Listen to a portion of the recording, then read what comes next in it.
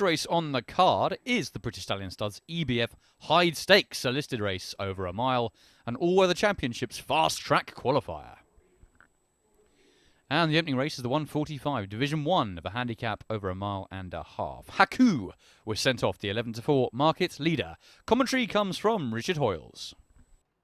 Doesn't run us over a mile and a half to get us underway. Off and racing. Bug Boy was a little slow into stride. Amongst those that show more natural speed, a long time coming is being pushed forward. Haku, in one of the colour changes, in blue and yellow, is moving up. Lover's Lane amongst horses as well. The grey is the other colour change. How hard can it be? And on the running rail is Vitaline as they begin to negotiate a racing order. And it's Haku who crosses over with Long Time Coming. Long Time Coming just leading by half a length from Haku after the first couple of furlongs. How hard can it be? Races in third with Vitaline in fourth. Longclaw in the stripes of red and blue races in fifth, just ahead of Lover's Lane. Mr. Z also in stripes of black and red as they turn away, races in seventh place. Behind these we have the pink jacket of Pink Haze, who has round about 3 or 4 behind at this stage. They include Broad Appeal, Where's Tom, Jewel of Kabir and the slow starting Bug Boy, as Long Time Coming leads them into the back straight.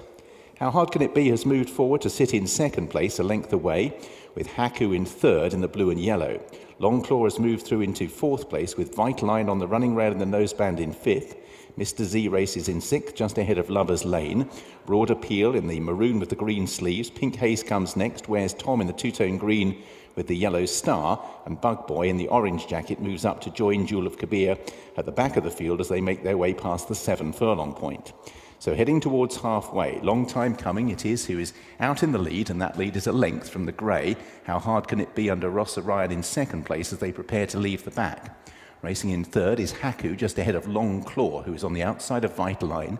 Also on that outer stretch is Mr. Z in sixth place, back to the running rail for Lover's Lane. Broad Appeal is pushed along with Pink Haze, Where's Tom. Jewel of Kabir is being ridden, and Bug Boy is still held up right at the back of the field, and they're past the half mile.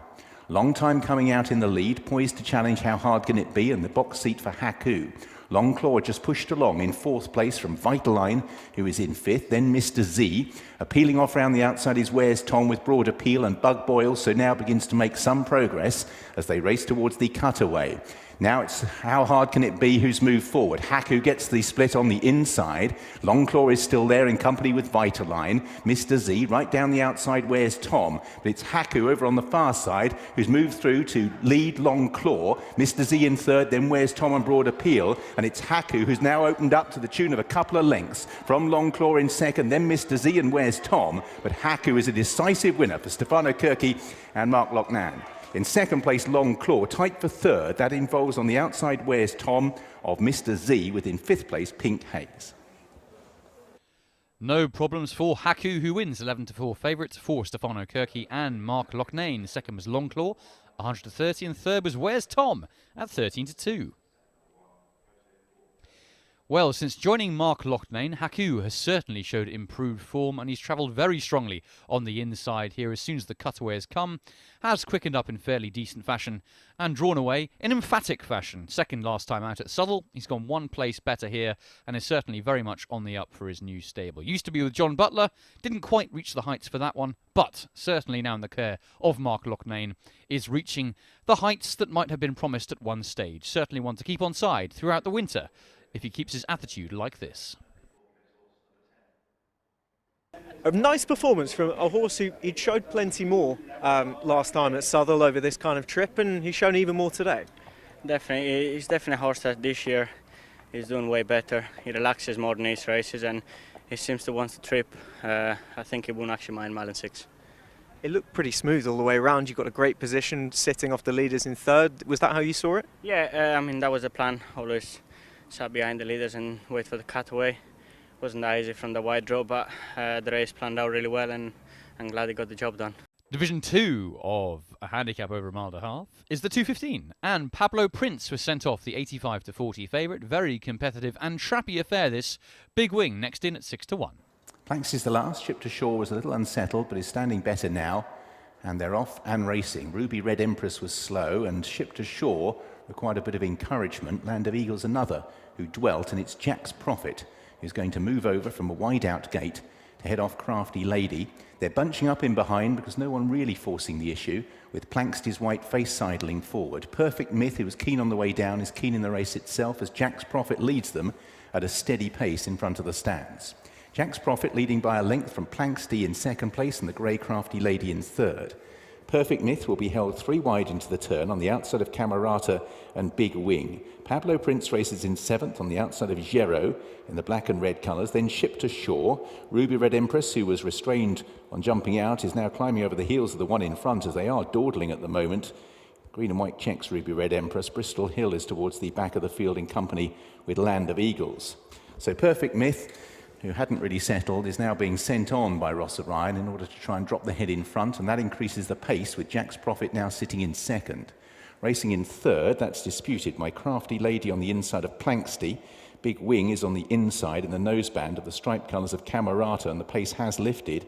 Then Gero, who races on the inside of Pablo Prince with 2 lengths to ship to shore. A neck to Ruby Red Empress, length and a half to Land of Eagles. And Bristol Hill, the back marker, is now a dozen lengths off Perfect Myth, who's tried to steady down in front. But now Jack's Prophet moves to the outside to keep the leader honest as they leave the back straight. So Perfect Myth with Jack's Prophet now one off the running rail. Crafty Lady is on the fence just ahead of Planksty with the white face. Then Big Wing, Camerata on the inside Gero. Pablo Prince in 8th place at the moment, ahead of Ship to Shore, who races on the outside of Ruby Red Empress.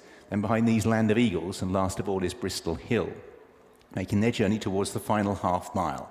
Perfect Myth with Jack's Prophet applying a little bit of pressure now on the outside and push coming to shove for a few.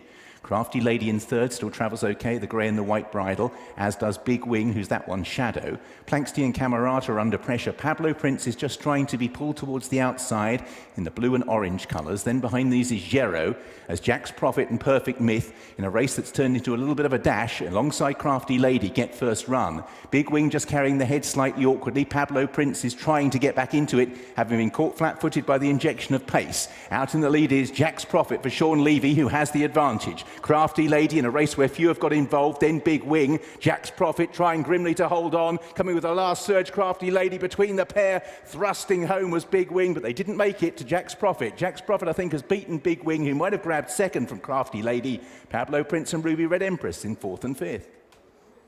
Jack's Prophet goes in 13-2 for Sean Levy and David Evans. Well done to them. Second was Big Wing, 6-1. Third was Crafty Lady at 25-1. A tight finish here between the front 3, and in the end, Jack's Prophet, who is as consistent as they come, has got his head in front for the second time in his career so far, making it 2 from 16. He most certainly isn't the easiest to win with, but has been given a fine ride here from Sean Levy, and a strong one too, because all comers did come to his girth, but he fought them all off in tenacious and ebullient fashion. A lovely effort here from Jack's Prophet to get back in the winner's enclosure for the second time. Top stuff from Sean Levy. The 245 is next, and it is Division 1 of the Unibet Support Safe Gambling Handicap over 7 furlongs, and Felicia Beach was sent off the 5-2 favourite. And they're off. Eagle Path was a little slow into stride as they raced through the first 100 yards. Just Jamie jumped well on the inside, Wizarding moving forward on the outside, and also between runners in the brown and beige hoops, Silk's Pass. Felicia Beach, another one who's moving into that front rank. So Wizarding going to cross over and have the lead from Silk's Pass on the running rails, and Felicia Beach in the yellow sleeves racing in third. Just Jamie is back in the next wave on the inside of My Genghis. Free Solo wasn't able to get in. Whiteface is 3 wide into the turn. Twilight Revenge is in 7th place, just ahead of Brave Display. Then Madrino are beginning to string out with Satin Snake towards the back in company with Eagle Path. So making their way towards the halfway stage, and out in the lead it's Wizarding, who has the lead from Felicia Beach in second, Silk's Pass in the hoops on the running rail in third.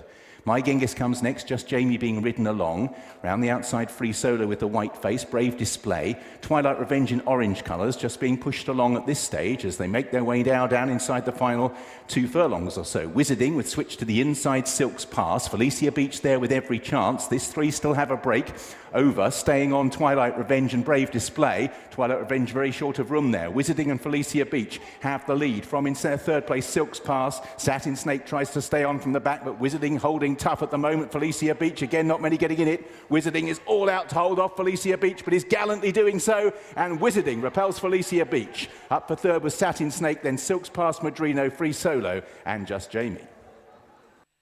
Wizarding pulls a rabbit out the hat in the 245 and wins 7-1 for Joshua O'Brien and Heather Main. Second was Felicia Beach, 5-2 favourite.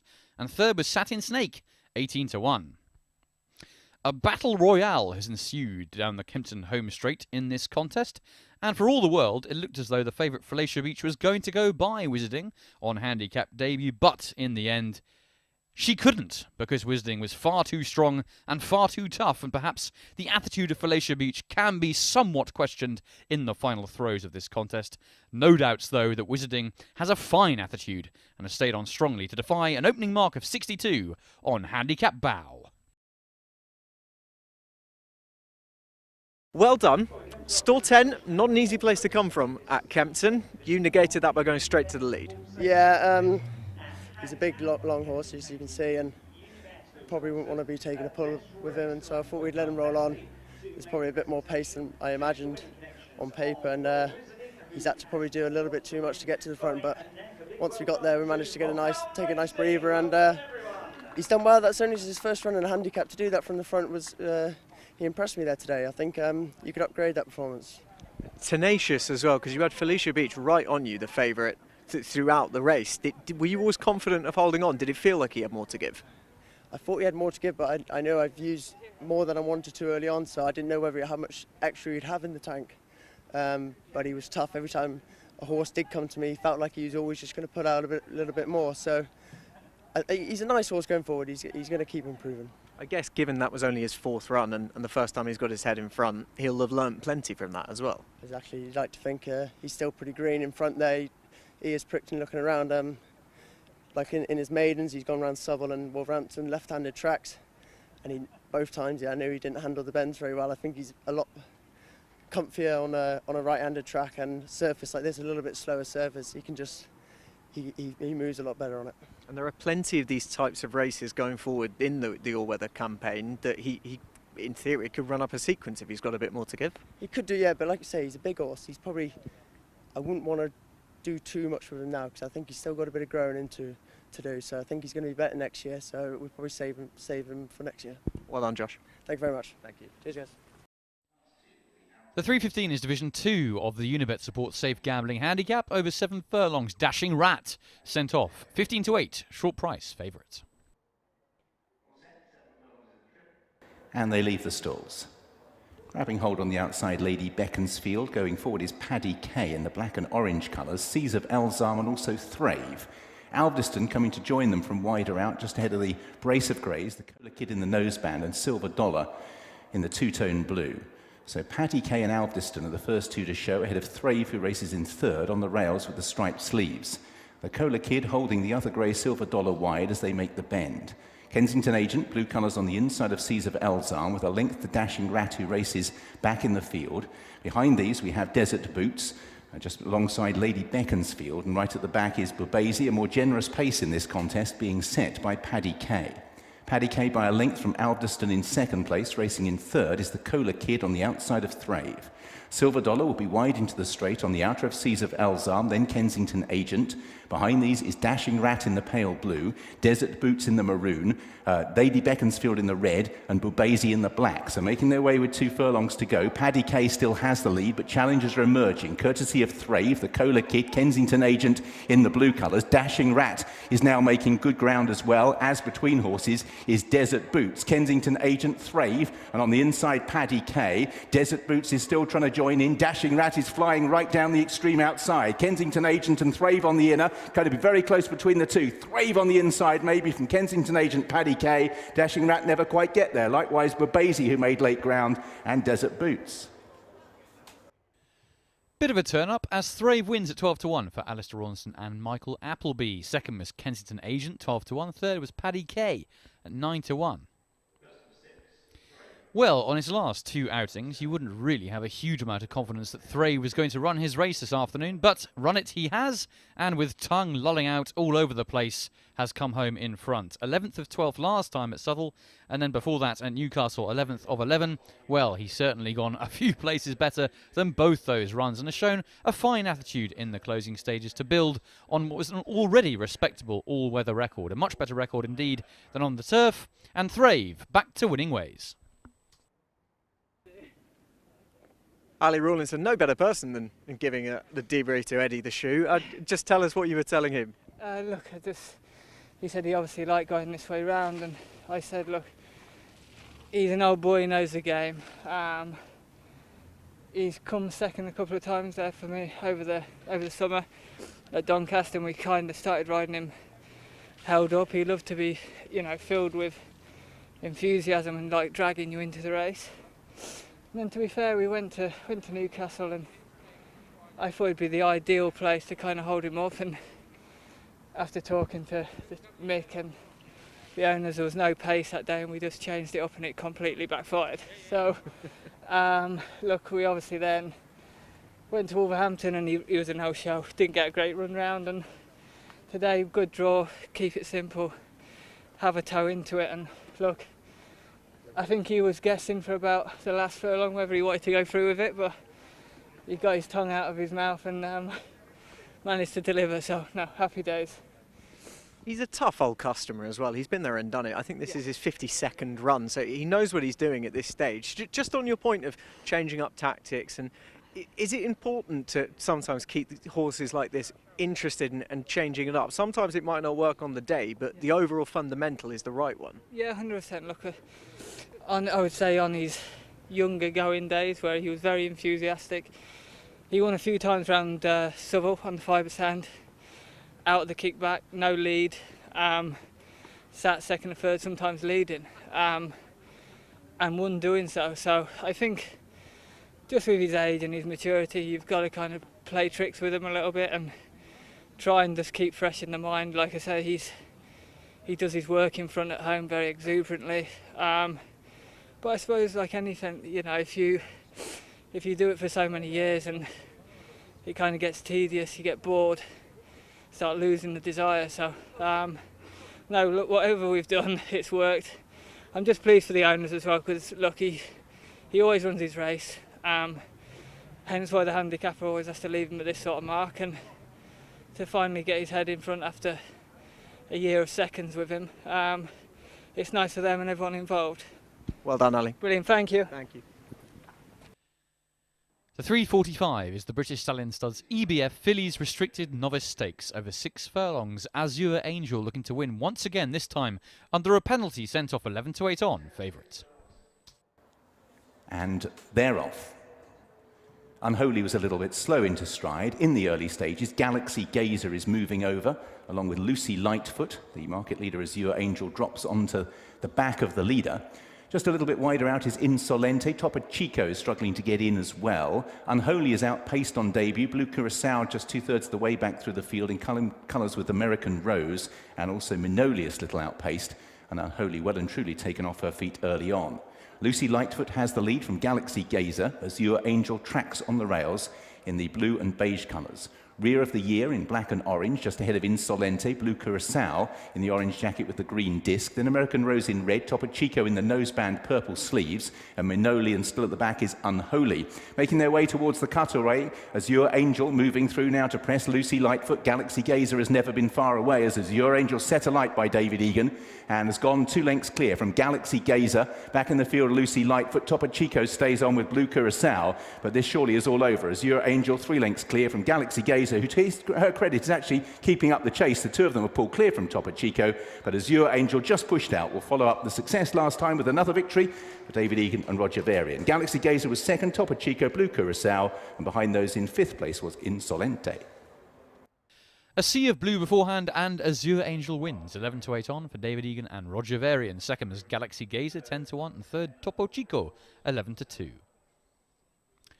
Opulent thoroughbreds have introduced some fine thoroughbreds in recent history, particularly at this track, including the likes of Dionysian.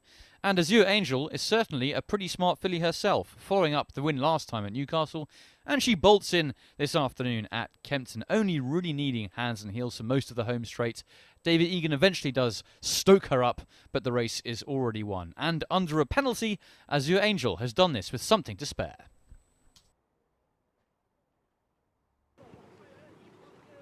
David, well done. First time riding this filly. What were your impressions? Yeah, she obviously won a 7 furlong race at Newcastle, and Newcastle's notorious for being a stiff all-weather track, so I knew stamina would be no problem for us today. And they went a strong pace from the get-go and really strung the field out, so I was always confident that she'd have the stamina on her side, but I really liked the way she took me into the race and didn't instantly pick up, but gradually went through the gears, and her last furlong was her best. So a pleasing filly, because it's not easy to do that under penalty.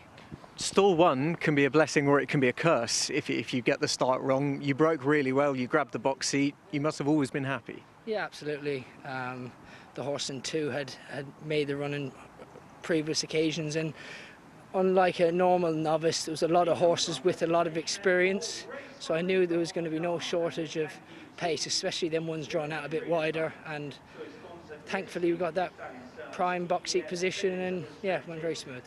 It's no mean feat for a filly of her age to be able to give weight away, especially the conditions of the race with bands C and D, meaning you're giving various different types of weight. What does she feel like to you at the moment? She's obviously by Harry Angel, so she's not short of speed. For a filly that did win over 7, she has got gears, but I think her class is just emphasised with the speed they went over 6 furlongs. Should be a nice filly for next year. Her willing attitude is probably her greatest asset for sure. Well done, David. Thank you. The 4:15 is the British EBF Novice Stakes over 7 furlongs. Some very interesting newcomers in this, including the likes of El Najm and Brightly, 3-1 joint favourites at the off. 12 runners across the course, and they're off. Solution and James Bradley were a little bit slow into stride. Savvy Brilliance is one of the best away. Brightly in the white jacket, and also Kaylee with coming across Sea of Thieves and Balance Play with the white face. Graham is being kept wide early on by Sean Levy in the apricot jacket as they settle down. Midfield Scarlet is taking a fierce hold on the outside of Clarko's back. Dragon Icon Solution comes next. El Najm is very green in the early strides. A yellow jacket on the outside of the slow starting James Bradley. Savvy Brilliance and Balance Play are the first 2. Graham 3 wide on the outside of Sea of Thieves, and Kaylee either awkward or was short of room on the inside. Brightly now joins that one in 5th and 6th. Clarko's back is taking the wide route with Dragon Icon and Solution as they continue their progress towards the home straight. Still towards the back, El Najm, who's just beginning to get a little bit more involved, in company with James Bradley at the rear of the field, as Scarlet is another who's towards the back. Savvy Brilliance it is who has the lead with Balance Play. They have a lead of 2 to 3 lengths over Sea of Thieves. Graham comes next, Brightly and Dragon Icon, who's making good ground down the centre of the racecourse, and El Najm, one of the first off the bridle yellow colours, the pennies dropping there. Balance Play is now matching strides with Savvy Brilliance, but Dragon Icon is really getting ahead of steam up down the centre of the racecourse here, and it's Dragon Icon who's swept to the front. Brightly and El Najm are also running on strongly late, but Dragon Icon, back-to-back victories here for David Egan and Roger Varian. El Najm in second caught the eye with Balance Play and Brightly, probably in that order, 3rd and 4th from Savvy Brilliance and Sea of Thieves. A splendid debut here from Dragon Icon, who bolts in 4-1 for David Egan, a quick double. And Roger Varian, Yoshiro Kubota is the winning owner. Second was El Najm, 3-1 joint favourite. And third was Balance Play, 18-5. Likely we've seen 2 pretty smart horses in the shape of Dragon Icon and El Najm here. But in the end, Dragon Icon has shown a withering turn of foot down the outside to conquer his rivals with plenty in the tank. A lovely effort first time up, and he has got a very nice pedigree as well. Yoshiro Kubota, an owner perhaps better known for his runners in Japan, has had the likes of Dragon Symbol, and now he has this son of Lope de Vega, who cost 360,000 guineas and looks like he could be on the way to earning every penny of that right back. David, well done. With a horse like that and a Siren Dam restricted race like that, a true test is kind of ideally what you want. Did you get that? Yeah, I think so. Didn't jump awfully quick from the gate, so it wasn't really the plan to sit too close to the pace. It was an educational first start for him, and really pleasing. They went a nice gallop, and turned into the straight, I was able to get a bit of room and get him out nice and early, because he's quite a big raw horse still, and it did take him a long time to hit top stride, but when he did, he was nice. Yeah, exactly. When he hit top stride, the race was over, essentially, and the right horses have come to the fore in behind you as well. It kind of the perfect-ish debut for this time of year and this type of horse. Absolutely. He, as I said, from sort of the 3 to the 1, he was taking me into the race, but still very raw in doing so, and it was only when I gave him a backhander did the penny drop, and he really galloped out, and the last furlong was his best, but almost after the line was his best, because he galloped out so strongly and ended up by the 4 furlong start. So or not the start, but the 4 furlong pole anyway. So he's a horse who's going to be something to look forward to for next year for the connections. Good words there from David Egan. The 4:45 is next up. The Unibet supports Safe Gambling Nursery over a mile. Loyal Touch was sent off. The 9-5 favourite. Napan, though, drifting out to 2-1 from 6-4. Napan on the inside, a little bit restless. Nightlife is the first one to strut his stuff as they race through the first furlong. Loyal Touch races in second. Thunderball races in third place with Uncle in fourth. On the running rail is Nap Hand, just ahead of Uncle Matthew. Very similar colours, Uncle Matthew in the yellow saddlecloth number 7, and up on the inside of those is Athena, also in dark colours. Up in front, Nightlife's dropped the bridle, or dropped anchor in front, and Thunderball, as a result, is right up the leader's backside and not proving easy to settle. And Uncle Matthew, Kieran O'Neill, decides he's going to scout out wide and make some ground. So it's Uncle Matthew who moves up on the outside of Nightlife, Loyal Touch on the outer of Thunderball, who hasn't really settled in those first-time blinkers in yellow and blue. Racing on the inside of Uncle, and then in 6th place we have Nap Hand as they make the turn, and Zafina is the back marker. So out in the lead, it is Uncle Matthew striding on now from Loyal Touch and Nightlife racing in 2nd and 3rd. 4th place belongs to Uncle, who is just ahead of Thunderball, and the last 2 are Nap Hand, one from the back, and last of all is Zafina. So Uncle Matthew out in the lead, with Loyal Touch being produced to try and challenge, and now pressing the leader, and Loyal Touch moves to Uncle Matthew. Down the outside we have Uncle, and then right down the outside Nap Hand, who is beginning to get going. So Loyal Touch it is who's taken over from Uncle Thunderball, and then towards the outside Nap Hand. But it's Loyal Touch for Daniel Muscat who has the lead. In 2nd place Nap Hand continues to make ground, but time is running out. There's still a length and a half to find. Nap Hand is beginning a surge now at Loyal Touch as they go for the line. Loyal Touch drifting out into the path of Nap Hand, but it is Loyal Touch who's doing enough, and when joined found plenty to win. Loyal Touch beat Nap Hand. Thunderball was 3rd. In 4th place behind those was Uncle.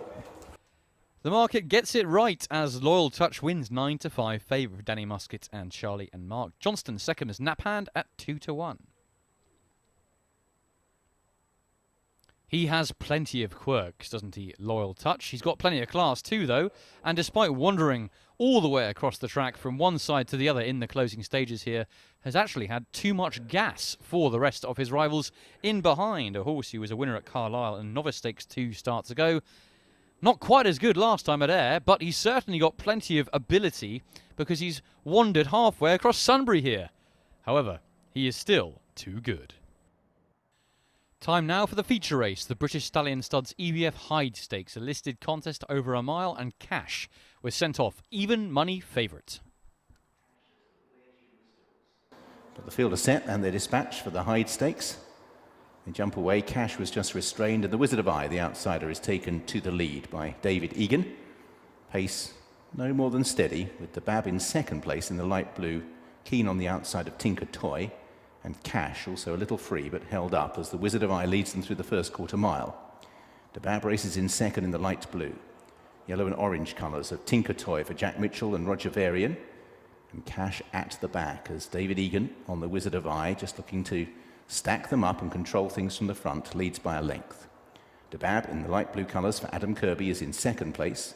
Tinker Toy for Jack Mitchell on the inside in the checks. And last of all is the grey Cash, held up under Jamie Spencer as the Wizard of Eye leads the turn out of the back straight, and we're heading now towards the final half mile. So halfway in the British Stallion Studs European Breeders' Fund Hyde Stakes, the outside of the Wizard of Eye taking them along, DeBab in 2nd place about a length away. Half a length on the inside to Tinker Toy, and Cash last of the quartet as they move into the home straight and approach the final 3 furlongs. The Wizard of Eye has controlled things to this point. DUB in second place is poised to have a crack at the leader. Tinker Toy just waiting for the cutaway on the inside, and now the dash begins with Cash also finding his full grey stride up on the outside. The Wizard of Eye taken on by Cash. DUB didn't immediately pick up. Tinker Toy towards the inside. The Wizard of Eye is giving a bold sight out in front. He waited in front, he kicked. They haven't got to him yet, the Wizard of Eye, and they're not closing fast enough. Another shock in this race, 80-1 last year. This year, the Wizard of Eye, the outsider of 4. 3 on the night for David Egan. He lands the feature from Tinker Toy, Cash, and DUB last of the quartet. A fine day for David Egan, a treble for him. The Wizard of Eye goes in 20-1 for Stan Moore. Well done to them. Second was Tinker Toy, 9-2. The 2022 Hyde Stakes goes the way of the Wizard of Eye, and a pretty big shock, it has to be said. This is a horse who hasn't really performed to expectations on his last couple of starts in hot races. 9th of 11 when last seen at Lingfield. That came earlier this month in listed company. Well, he's kept to the same grade tonight and shows a fine, tenacious attitude in the closing stages. To see off the hot favourite Cash in behind, and he could never get anywhere nearer. Finished closer indeed to Westover than he did to the Wizard of Eye this evening. And Stan Moore, who's always thought an awful lot of this horse, can be vindicated. You've had a lot of belief in this horse for quite some time. He's taken in some big assignments. What were the thoughts coming into today? Well, at Newmarket, he disappointed and he scoped bad after. He had a bit of mucus in that. He didn't stay the 1.25 miles the last, and as you can see, he's probably the biggest flat horse in training. I would say he's actually 17.3, which is big for a flat horse. And you know, he just sort of semi-lost his way. He'd been asked big questions. I didn't, and he hadn't ran bad. But with his rating and that, you don't get easy races, do you? Do you know what I mean? So, but we came here, we put cheek pieces on them because they're a bit friendly, just to try to man him up a little bit, for he's still very much a bit of a baby, like, yeah. And I think he showed there what he's well capable of. You know what I mean? And he did it. We weren't aiming high. We could aim high next year the way he done that, like, because he made them look pretty good horses. He made them, well, he showed us a bit of class, I think, there, yeah. And he did so at Goodwood as well. I mean, it wasn't just that you were chucking him into races he couldn't be competitive in. He was second in a very competitive Group 3. Yeah, well, a couple of Group 1 horses was behind him at Goodwood, weren't they, you know? Like, Bay, what was his name, Bay? Bayside Boy. Bayside Boy was behind him, and he beat the horse that won the big race, the Breeders' Cup race and all that. So a lot of his form didn't warrant him to be a 25-1 shot today, like, do you know what I mean? Would he like Sun on his back, Dubai perhaps? He would. Well, I just said if we got an invite to Saudi now, because we know he goes on the dirt over there. He was 7th in the Saudi Derby, like, so if we got an invite to something now, I think the handicap will put him, like, his mark should go up a good bit again for that race, like, yeah. And I don't think you could say it's a fluke either, like, he done his own work and done it proper. You even reminded me about the Saudi Derby. He's been on the go for all the way through the season, before the Guineas. I mean, to take a trip to Saudi, he's turning up at the back end of November. He'd have to be a big horse to take that. And he ran in France 2 or 3 times as well. He was only beaten, I think, 4.5 lengths in the Prix-Luc Lagarde Group 1, and a couple of Group 1 horses came out of that. So he's been punching with the best, as they say, like, yeah. The 5:45 is the final race on the card here. Unibet 3 Uniboost a day handicap over 2 miles, the longest distance on the card. And WANNABE Brave was sent off 6-4, market leader. You can see the reins held by a stalls handler. So that might be going without Tralee Hills. They are indeed. So Often Racing going without Tralee Hills. I think he's perfectly okay. And just got his head down in the starting stalls. So in the early strides, Long Clume with the white face is one of the first to show, and Tin Fandango from wider out, and they are the first 2 in the very early stages. Stiletto races on their heels in 3rd, just ahead of, in 4th place, WANNABE Brave in the green colours. Psyche is in 5th place early on, with La Belle V racing in 6th as they prepare to make the turn. Owen's Lad is in midfield at this point on the outside of Military Decoration. The second of the greys is Prince Abu, the only remaining grey after Tralee Hills' absence, and Sharp Distinction is held up towards the back of the field as they make their way through the first half of this contest, with last of all early on last year's winner First Charge. Long Clume just stringing the field out slightly as they head up the home straight for the first time. Long Clue from, in second place, Tin Fandango in the orange jacket. Stiletto races in third. Fourth is Wannabe Brave, market leader in the green colours, with Psyche in the red and white stripes, red with the white sleeves, label V. Military Decoration in the striped colours, just ahead of Owen's Lad in the yellow and red. And behind these we have the grey Prince Abu for Dougie Costello, and the last two Sharp Distinction, and last of all is First Charge. Well, Long Clue just being kept honest by Tin Fandango, who's just pestering him slightly, and the two of them have opened up a 3-length advantage as they make their way with a circuit to go. Stiletto with up on the outside Wannabe Brave, a third and fourth place, with Label V adopting a similar position on the outside of Psyche. Military Decoration comes next from Owen's Lad, and the back three, as the field do just steady, the back three are made up of Prince Abu, who's on the inside of the maroon colours of Sharp Distinction, and still at the back is First Charge. So look to get a sit-in round the turn, as out in the front Long Clue by half a length from Tin Fandango moves into the back straight. Wannabe Brave is well positioned just in third place on the outside of Stiletto's half a length away, and just being pushed to hold the spot at the moment as it just begins to lift again. Label V is in fifth place, just ahead of Psyche. Military Decoration on the inside of Owen's Lad. Prince Abu is next, racing on the inside of Sharp Distinction, and First Charge is off the back end, and the field are strung out now by at least 10 lengths as Long Clue leads them inside the final 5. Long Clue with Tin Fandango in second, 2 lengths to Wannabe Brave and Stiletto, who are the next two. Label V and Psyche from Owen's Lad on the outside of Military Decoration, and the last three remain Sharp Distinction, Prince Abu, and last of all First Charge. So Long Clue turns out of the back straight and is heading towards the last half mile. Tin Fandango in second, Stiletto in third, Wannabe Brave just shaken up in fourth place. Label V still travels okay, fifth on the outside of Psyche. Then behind these, in the yellow and red colours, is Owen's Lad, Military Decoration, Prince Abu with Sharp Distinction, and First Charge will be last on straightening. Long Clue tries to pull out an extra length with 3 furlongs to go. Tin Fandango ridden in second, then Stiletto likewise. Just hanging right is Wannabe Brave in the green colours. Psyche goes well, red and white stripes just needs a break. Military Decoration looking to burrow out underneath Wannabe Brave. Then Label V, it's getting messy out in front. Long Clue being taken on by a host of horses. Stiletto, then Tin Fandango rallying. Psyche's got some room over on the far side. First Charge from a mile back as well. Stiletto has narrowly got to the front from Prince Abu down the outside. Still there is Wannabe Brave, Sharp Distinction, and up the inside running rail goes First Charge, who's come right from the back. They head towards the line, Wannabe Brave, and on the outside Sharp Distinction, possibly in that order, but it is quite close. It's also close for third place between First Charge and Military Decoration, the best finish of the night. A cracking finale sees Wannabe Brave come out on top. 6-4 favourite for Danny Muscat, good day for him. And James Fanshawe, second was Sharp Distinction, 10-1. And third, Military Decoration, 66-1. Plenty of scrimmaging from the head on, as you can see, but Wannabe Brave doesn't really get involved in it too much, or at least he is not the recipient of any barging. And in the end, he stays on very stoutly in the closing stages to win for the first time, and a second start in handicaps off the same mark as when third over this course and distance last time out. He had to serve up a pretty strong effort to see off the very determined Sharp Distinction in second, but the head bob does go the way of Wannabe Brave. 9 races were enjoyed at Kempton Park on a fine Monday of action, and the feature race, the Hyde Stakes, went the way of the Wizard of Eye, who sprung a massive shock at 20-1, but great to see Stan Moore's consistency and hard work rewarded with the Wizard of Eye. And the fastest time on the card, that went the way of Azure Angel, a filly very much to be followed in the 3:45. She defied a penalty in a fine time on the clock.